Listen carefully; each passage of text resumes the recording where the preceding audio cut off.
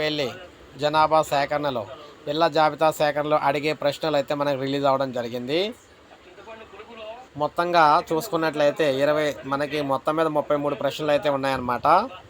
ఇంటి నెంబరు, జనగణన జాబితాలో కేటాయించిన నెంబరు, ఇంటిలో ఫోర్లకు వాడిన మెటీరియలు, ఇంటి గోడల నిర్మాణంలో ప్రధానంగా వాడిన మెటీరియలు, ఇంటి పైకప్పులో వాడిన మెటీరియలు, ఇంటిని ఎలా వాడుతున్నారు అంటే ఇంట్లో ఉండడానికి వాడుతున్నారా, వాణిజ్యపరంగా వాడుతున్నారా, పారిశ్రామికంగా వాడుతున్నారని, ఇల్లు ఆవాసయోగ్యంగా ఉందా, శిథిలావస్థలో ఉందా, కుటుంబ సభ్యులు ఎంత, ప్రస్తుతం ఇంట్లో ఉంటున్న వారెందరూ, ఇంటి పెద్ద ఎవరు, ఇంటి పెద్ద మహిళ లేదా పురుషుడా, ఇంటి పెద్ద ఎస్సీ ఎస్టీ లేదా ఇతర సామాజిక వర్గానికి చెందినవారా, ఉంటున్న ఇల్లు సొంతమా అద్దె ఇల్లా, ఇంట్లో ఎన్ని గదులు వాడుకుంటున్నారు, ఇంట్లో పెళ్ళైన జంటలు ఎన్ని ఉన్నాయి, తాగునీటి కోసం ప్రధానంగా దేనిపై ఆధారపడుతూ ఉన్నారు, తాగునీటి వనరులు అందుబాటులో ఉన్నాయా, ఇంట్లో విద్యుత్ అవసరాలకు ఏ వనరులు ఉపయోగిస్తున్నారు, విద్యుత్, సోలార్, విద్యుత్ ఇతర మార్గాలు, మరుగుదొడ్లులోనే ఉన్నాయా, ఏ రకమైన మరుగుదొడ్లు ఉన్నాయి, ఇంటికి డ్రైనేజీ వ్యవస్థ ఉందా, బాత్రూంలకు పైకప్పు ఉందా, డ్రైనేజీ ఉందా, కిచెన్ ఉందా,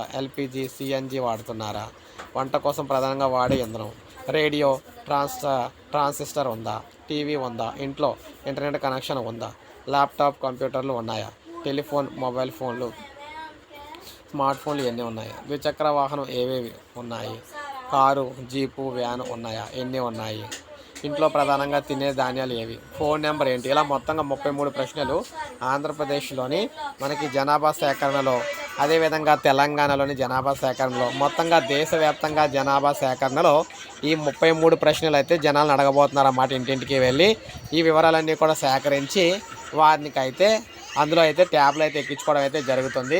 సో ప్రతి ఒక్కరు కూడా ఏపీ తెలంగాణ అందరూ కూడా సిద్ధమైతే అయిపోండి. వీటికి సంబంధించి సమాధానాలు అయితే మీరైతే సిద్ధం చేసుకోండి. మొత్తం 33 ప్రశ్నలకు మీ దగ్గర సమాధానం ఉన్నట్లయితే మీ జనాభా సేకరణ అయితే పూర్తి అయిపోతుంది అనమాట. సో ఇది మనకి అప్డేట్. ఒక లైక్ చేయండి, సబ్స్క్రైబ్ చేసుకోండి, మన ఛానల్ సబ్స్క్రైబ్ చేసుకొని